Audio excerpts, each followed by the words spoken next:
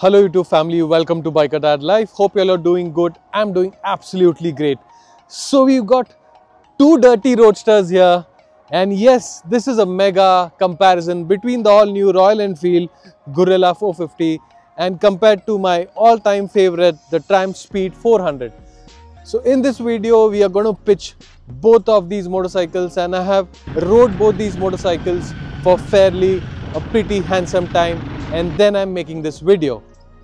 Well, even if you are a seasoned rider or probably a novice, you should definitely watch this video till the very end to get the complete information and to make the right choice between both these motorcycles. So without any ado, let's go and check out both these motorcycles. Should we?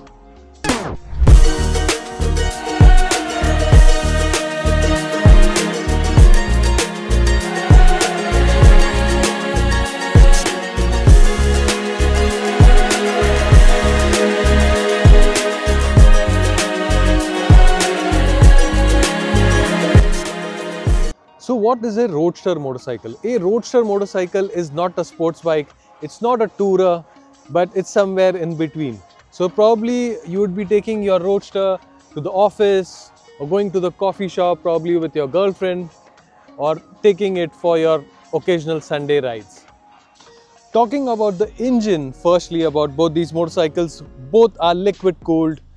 Both are single pot or single cylinder engines, but this churns out around 40 PS power and 40 Nm of torque. On the other hand, the Speed churns out around 40 PS of power and 38 Nm of torque.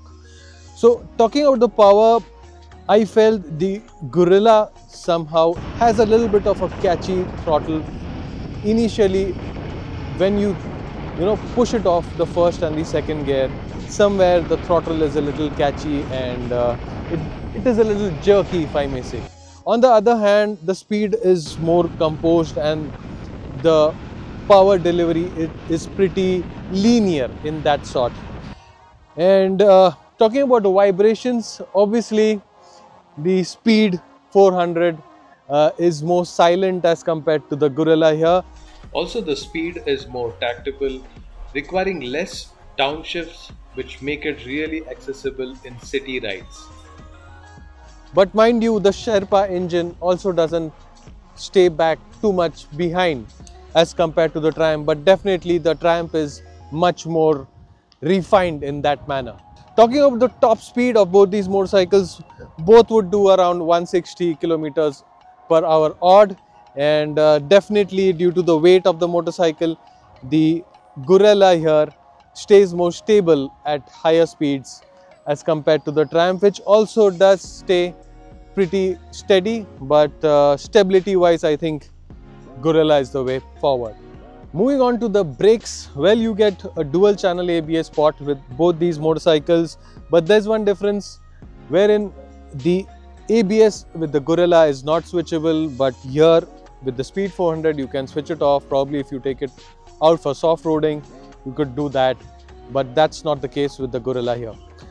Moreover, you get sintered brake pads with both these motorcycles, and as per as personal feedback is, I somehow found the braking to be a little better with the Speed 400, probably given the fact that the Guerrilla is little more heavier than the Speed. So yes, braking wise definitely the Speed 400. Talking about the wheels of both these motorcycles, you get a 17-inch wheels with both of them, and all the 4 tires on both the motorcycles are 17 inches. But the tire size is where the difference is, wherein with the Guerrilla you get a 120 section in front and a very fat 160 section behind, whereas with the Triumph you get a 110 section in front and a 150 section behind.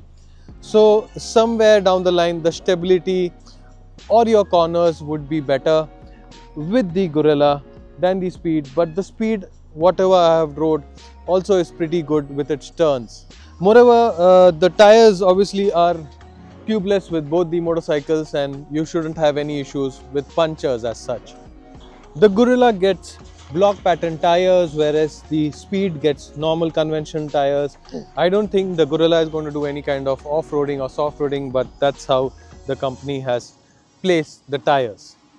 Talking about the suspension now, here you get a telescopic front, whereas here you get a 43 mm USG, and on the rear you get a Showa monoshock here, whereas here you get a monoshock. As far as real world conditions were, I found the Triumph suspension to be a little tad better than that of the Guerrilla. After riding the Himalayan, I had high hopes with the Guerrilla here, because the Himalayan has the best suspension setup in its segment, that is. But in this, I feel the Speed 400 is the clear winner. With the Triumph here, you get modern classic looks and those roadster looks here. Whereas with the Guerrilla, somehow I feel it is a cross between a scrambler and a roadster, and I really don't know what the complete design looks like. Compared to the fit and finish, I feel the Speed 400 has a little bit of an edge there with the kind of fit and finish and the bowls and the engine. The complete setup is a little better than that of what you see with the Guerrilla 450. Talking about the mileage, both these motorcycles should give a mileage of around 25 to 27 kilometers per liter. But there's one difference here, whereas with the Guerrilla you get a 11 liter fuel tank capacity as to a 13 liter fuel tank capacity here. So obviously you would be making more stops at the petrol pump with this motorcycle. Talking about spare parts, obviously there's no competition to Royal Enfield here, who has a network all over the world and especially in India. But Triumph here with the Bajaj network, moving on to 100 new outlets all over India, is also somewhere catching up in that race. Service costs, yes, the Royal Enfield is going to be a little bit lighter on your pocket there.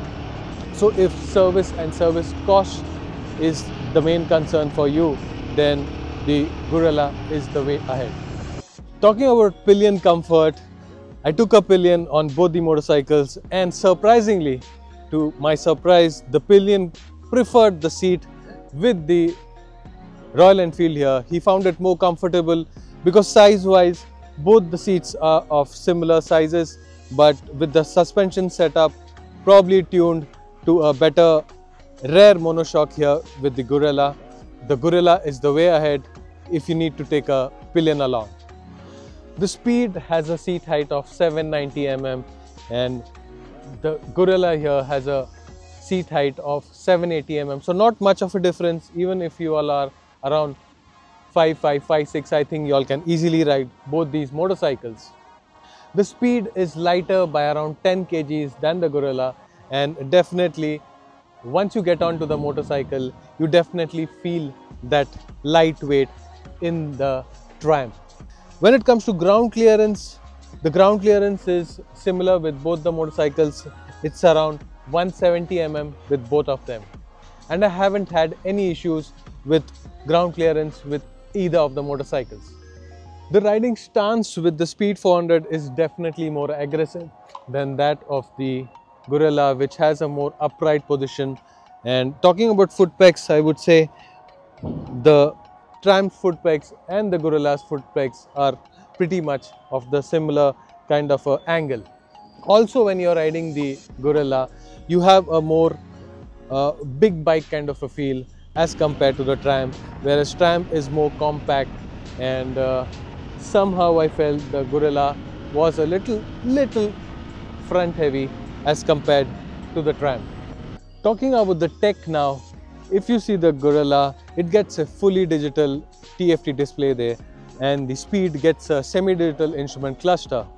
Whereas you also get Bluetooth connectivity and Google-based navigation here. Obviously, your phone has to be connected to the motorcycle. That is, here you don't get any kind of Bluetooth or any kind of navigation settings.